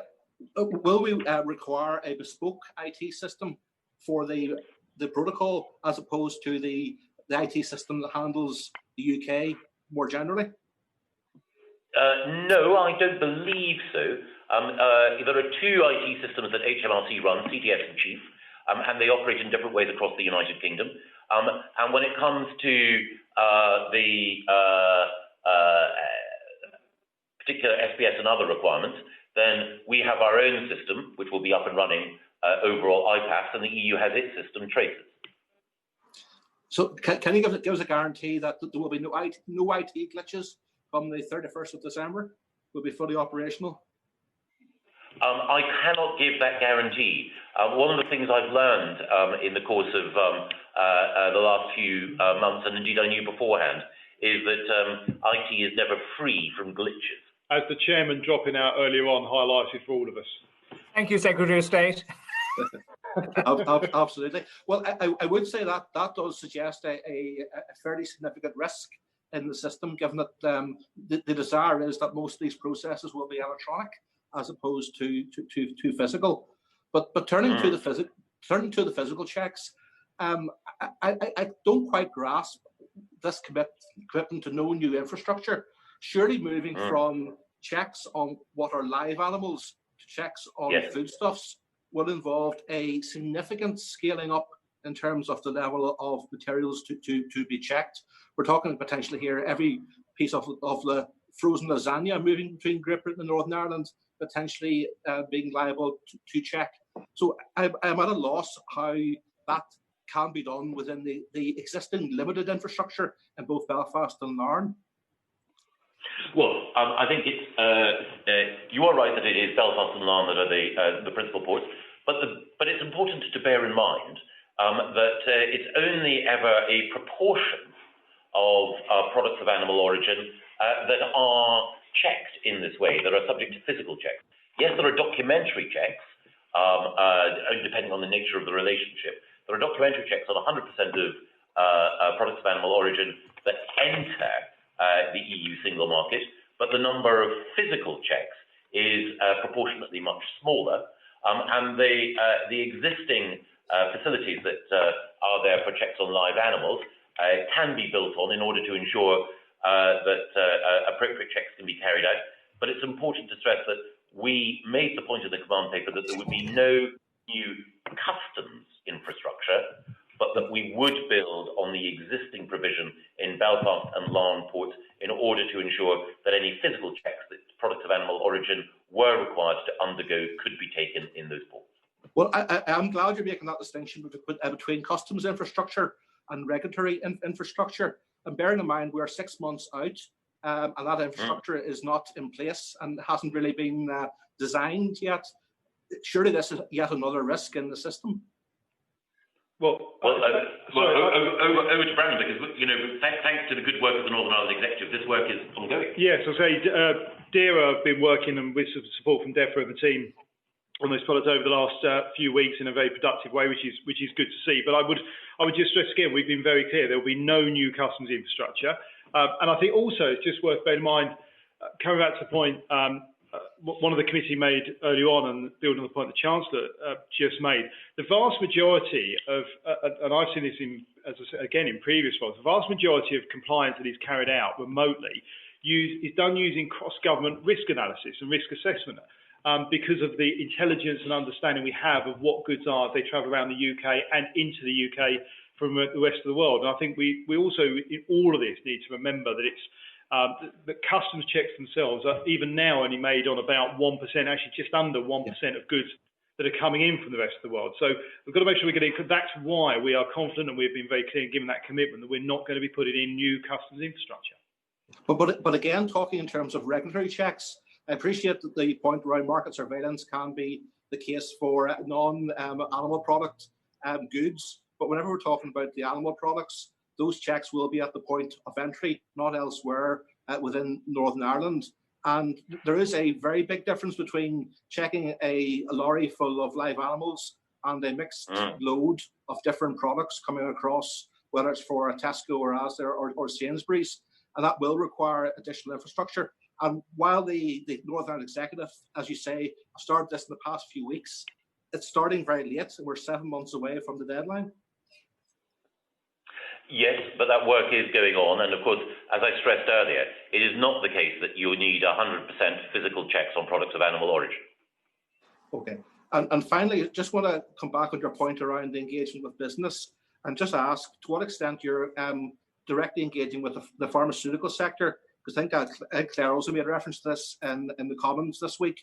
There is considerable unease in that the regulatory system for medicines being transported from Great Britain into Northern Ireland is not clear, and that could pose particular risk to the NHS in Northern Ireland. And is that something that between both departments you could look at over the coming weeks? The Department of Health and Social Care are doing work on this, but I know it's also the case that the Secretary of State has been engaging personally as well with people in the pharmaceutical and diagnostic industry in Northern Ireland. Yeah, so yes, the Department of Health, Lord Bethel himself, has been engaging on this issue because obviously there's a very specific health issue there, and I know they've been liaising with the Department of Health through the Northern Ireland Executive as well to make sure they've got all of the feedback from the sector. We are also engaging in a wider business sense with representative groups right across all sectors. And what I would say to you, Mr. Farry, as I said to the committee earlier on today, if there are individual organisations or businesses that you want to ensure we are involving in that engagement, you think that could contribute to it and aren't at the moment, please let us know. But I'd like to think you'll find that we're engaged with a very, very wide group to cover pretty much all sectors. But I'm very happy to welcome anybody to join us for one of these meetings and to contribute as well. Okay, thank you very much. Back to you, Chair. Thank you, Mr. Farry. Claire Hannah. Thank you.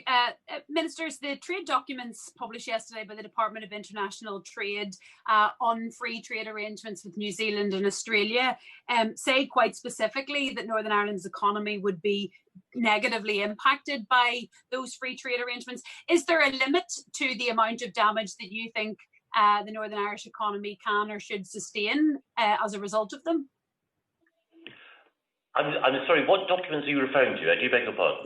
The two documents published yesterday by the Department for International Trade regarding free trade arrangements with New Zealand and Australia.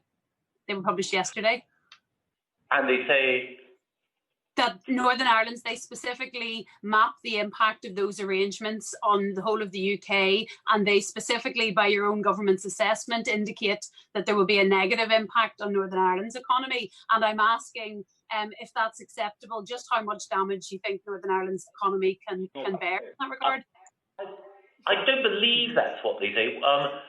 What is the negative impact on Northern Ireland's economy that is projected to occur? I think actually, I would just say, I think actually what you're referring to those documents is the documents recognising what they believe would be Australia and New Zealand's objectives from their point of view, but we are in a negotiation. Obviously, that doesn't match ours.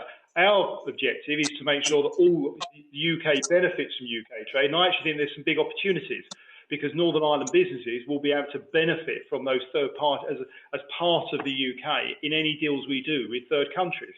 So I think there's a big opportunity there. And can I just say to Ms. Faye as well, just for your confidence, that the pharmaceutical industry have actually been today part of some engagement and discussions with our officials at NIO. So that is very much ongoing. But as I said, if there's anybody specifically, please do let us know.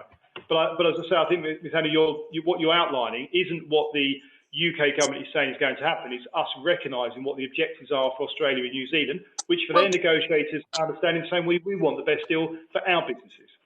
Well, then I'll put my question in a different way, because it outlines what they will be seeking in that negotiation. And by the way, I think people will read a lot into the fact that our papers on that are 180 pages and they're 20 pages in regards to Northern Ireland. And I think people will pick up on what that means. But I'll put my question in a different way then.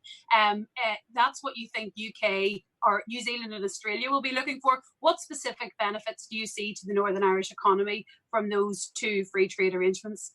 What specific sectors do you anticipate benefiting? Well, I think, for me, actually, what I'm looking forward to is having the businesses right across the UK, and yes, Northern Ireland businesses, being able to benefit from the preferential tariff deals that we will have for the UK through those agreements with third-party countries. So, but those negotiations are ongoing. So we won't. It's only at the end of those negotiations we'll know exactly what the benefits are. But as the Secretary of State for International Trade herself has outlined, and as the Prime Minister has outlined, but she very specifically outlined, we are looking to do a trade deal. We will only do these deals if they are in the best interest of the British UK economy, and that obviously directly means UK companies, and that's where Northern Ireland businesses will have the opportunity to benefit as part of the UK.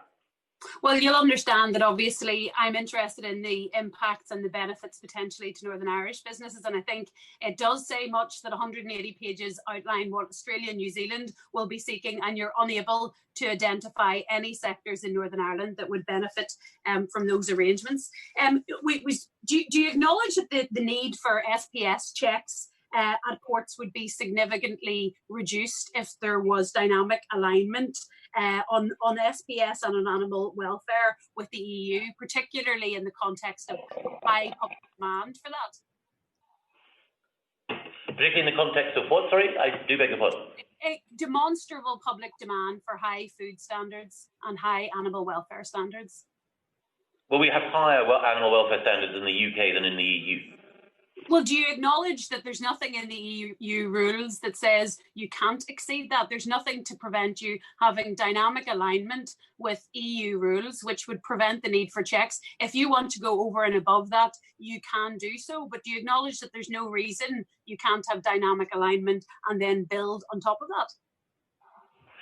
Well, dynamic alignment would mean subjecting ourselves across the United Kingdom to following rules which we had no say in shaping. And the whole point is that people across the United Kingdom voted to be rule makers, not rule takers. Well, you've indicated that your standards are higher, so I don't see how following those rules you can go over and above them. But I don't see how, given that following those rules or aligning with them, even if you want to go one better, would minimise the need for checks. There doesn't appear to be any reason why you can't do that. I want to pick up. To be fair, that it would only be the case that checks of the kind that you mentioned would be minimised were it to be the case that we didn't just follow EU rules, but that we also allowed ECJ supervision of those rules as well.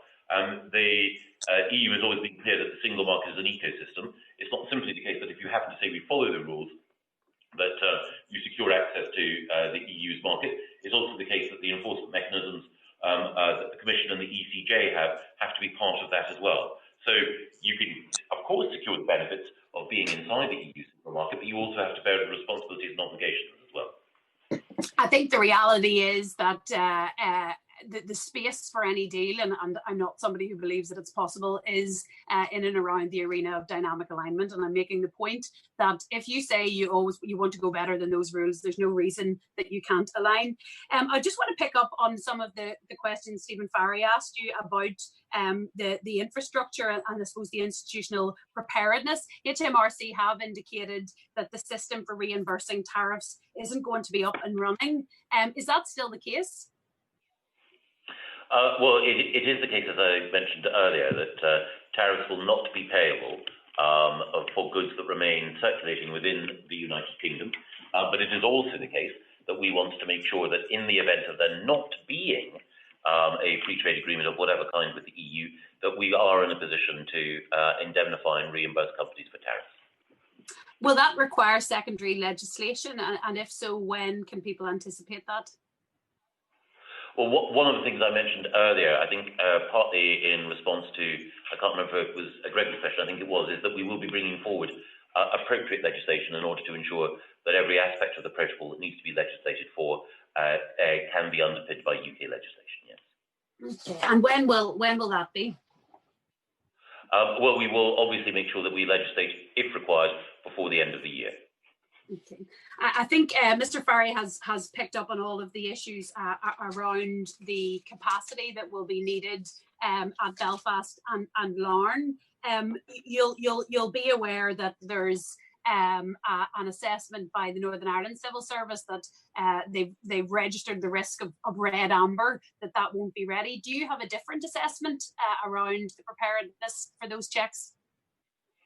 The whole point of red amber, or the broader RAG rating within government, is to say more requires to be done, and at pace. Red amber doesn't mean that something won't happen. It simply means that it requires attention to ensure that it will, and we agree. What is the status of the aim to have 50,000 customs operative recruited and trained? Is that on target? Well, that was a figure that a number of people in the sector used as a broad estimate. It is the case, as I think the committee will know, that last week, the week before, we announced additional funding for customs intermediaries in order to help business to secure the support that it needed in order to deal with life outside the customs union overall. And it is the case, as the committee referenced earlier, that we said that there would be a pragmatic approach towards the implementation of some of our own UK controls. Business broadly welcomed that, and of course, if more is required in order to ensure that intermediaries and others are in place, then the government stands ready. I'd probably put that at red amber then as well. I don't know why I'm going to have a go when nobody else has managed to get clarity on this, but about the assertion that there won't be any administrative requirements from your end, and we understand what Michel Barnier has indicated as regards to goods exiting Northern Ireland, potentially transitioning through Northern Ireland. Is that a red line for the UK, given that obviously it could have impacts for the free trade arrangement? Well, I'm tempted to say it's a red amber line, but I think the more important thing to say is that there is no need for exit summary declarations in order to safeguard or protect the EU single market. And the other thing that I would say is that while I have enormous respect for Michel Barnier, it is not the case that he's involved in the administration of the steps required in order to implement the protocol.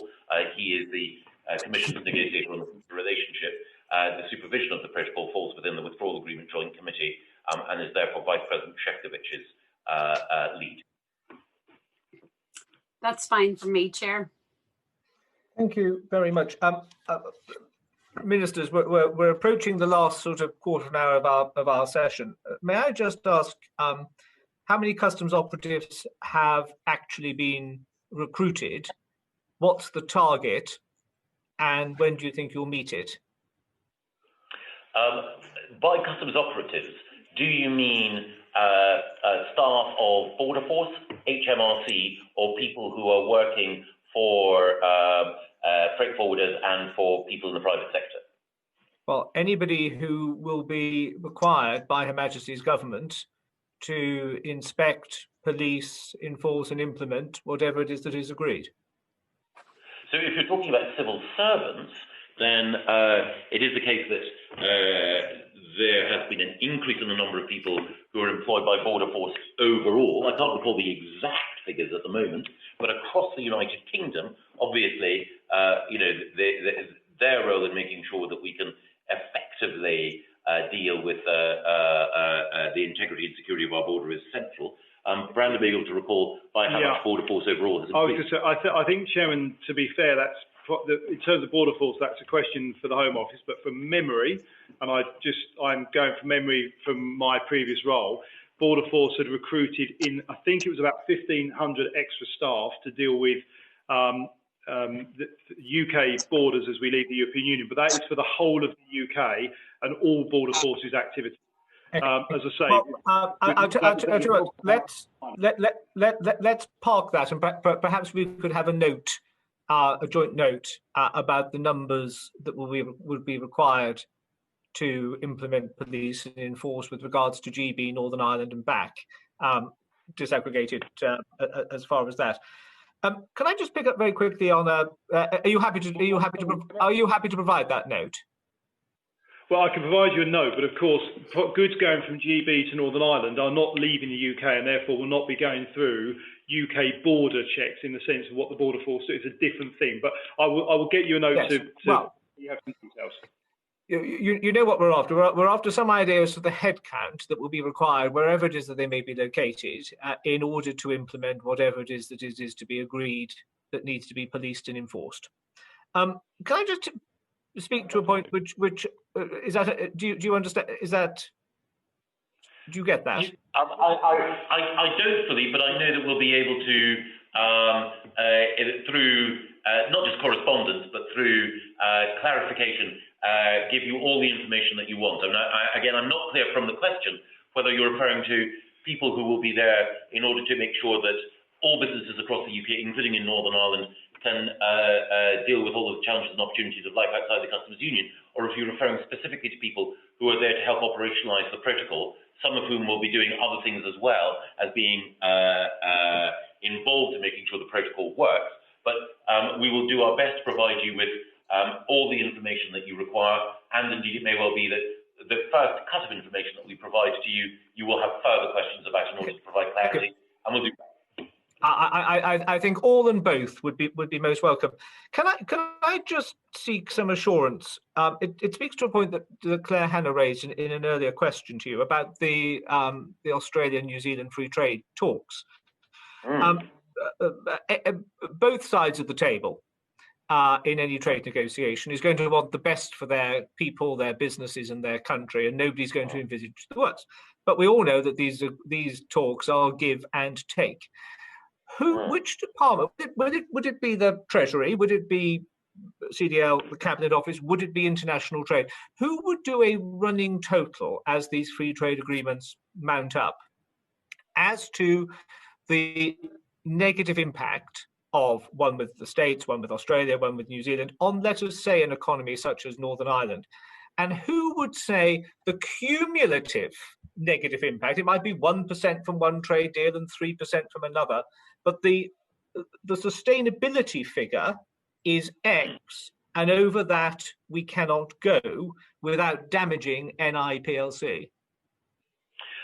Well, I I understand the question, but I also reject the premise. It is the case that if one were to have a programme of immediate and full agricultural liberalisation, as some in Australia and New Zealand would argue for, that would have impacts that can be potentially modelled. But that's not what's going to happen.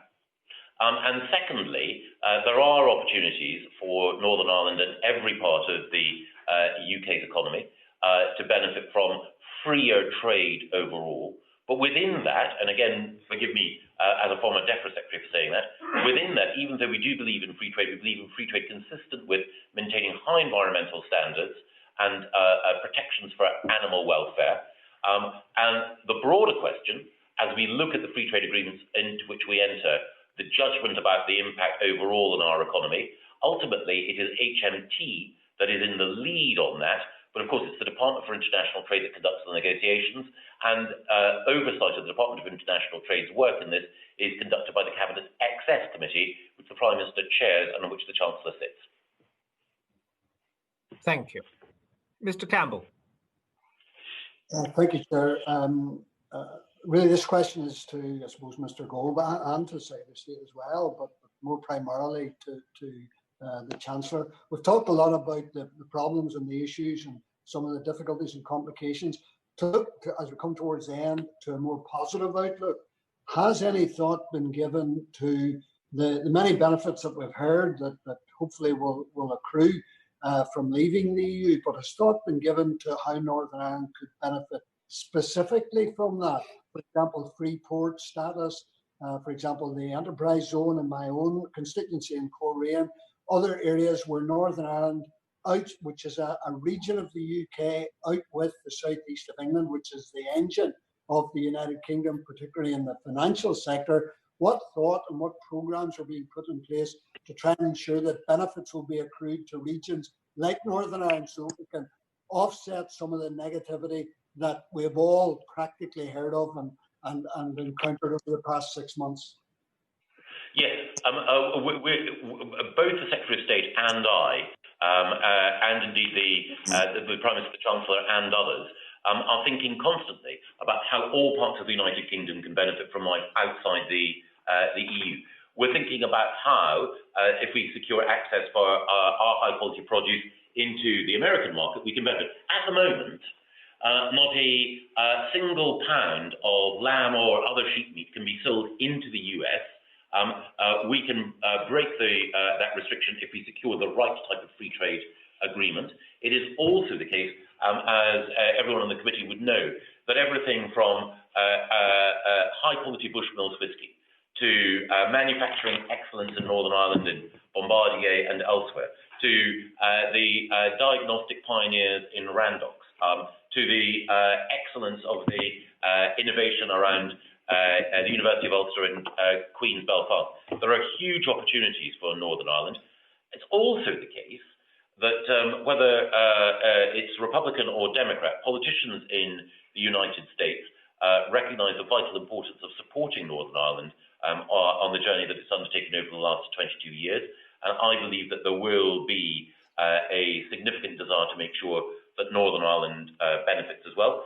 And it should also, I think, be clear that, notwithstanding the points that Claire made earlier, that Australia and New Zealand wants to have a fruitful economic relationship with the whole of the UK, and they also recognise that Northern Ireland's position in the UK is one which is not just secure, but one which is built on the enterprise, the excellence, and the energy of Northern Ireland's people and its businesses. Final thing that I would say is that we've all seen in the course of the last few years the way in which Belfast in particular, and Northern Ireland overall, has managed to market itself to the world, thanks to, as I say, the entrepreneurialism of its people, but also thanks to strong civic and political leadership. And I think that there are huge opportunities for a part of the United Kingdom as beautiful, as productive, and as cherished as Northern Ireland is. And I can only endorse what the Chancellor's just outlined. And one of the things I've seen consistently in the period that I've been fortunate enough to hold this office is businesses across Northern Ireland, whether it is Bushmills that I visited, whether it's Armstrong, people like Armstrong Electrical and the work they're doing, whether it's what we're seeing in cyber security through Queen's and other businesses around Belfast that's becoming world leading, particularly for some very, very major US companies. There are huge opportunities there, and the promotion of Northern Ireland that we're seeing through the creative arts as well, I think has huge benefits. The command paper itself does also make clear that we remain committed as a government to the New Deal for Northern Ireland. We'll be setting out details of that in due course. There's huge opportunities there, and I think as we come out of the EU, that's where Northern Ireland businesses, I think, not just inward investment, but their own ability to export around the world is one of the benefits they can look forward to. Thank you. Okay. Thank you. Mr. Farry, you've got 30 seconds. Just a quick question on the all-island economy. As you know, that the protocol only covers goods, but we have an integrated all-island economy around services, things like accountants, lawyers on a north-south basis, and we depend upon things like mutual recognition of qualifications and data transfers. Can we have the question? Can the government commit to looking at the service integration on the island of Ireland, particularly in the context of no deal, where there could be a risk of a major disjoint? Thank you. Okay, thank you. Ministers? Yes, that's why a free trade agreement with appropriate provisions for the mutual recognition of professional qualifications alongside it is in all our interest. Thank you. Yes or no from both of you? Would no deal exit still be a failure of statecraft? It can't happen because we have a withdrawal agreement, and therefore we're not leaving the EU without a deal. We concluded a deal. I think, Chancellor, you knew what I meant. Is that a yes or a no? A free trade deal, is that a failure of statecraft? I think that a free trade deal would be better than not having one, but that's all I would say. So, not necessarily echoing the words of the Prime Minister, whose words it were. It was that leaving without a deal would be a failure. I think, Chairman, I think, Chairman, the reality is, knowing the negotiating skills of our brilliant team, as well as the Prime Minister and CDL himself in the Joint Committee work, I am absolutely confident we will have great statesmanship that will get us a good free trade deal. Secretary said, having known the Chancellor of the Duchy of Lancaster for 31 years, I need no persuading as to his brilliance at all manner of things, and I have every faith in Michael delivering what it is that we need to do. Gentlemen, Ministers, can I thank you very much indeed for joining us. It's been incredibly useful for our committee and for our inquiry. You've made a commitment to respond to a couple of questions in writing. We'll make sure that our clerks touch base with your private offices on that.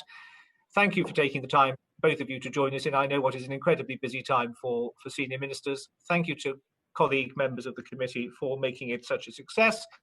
And I close the meeting. Order, order.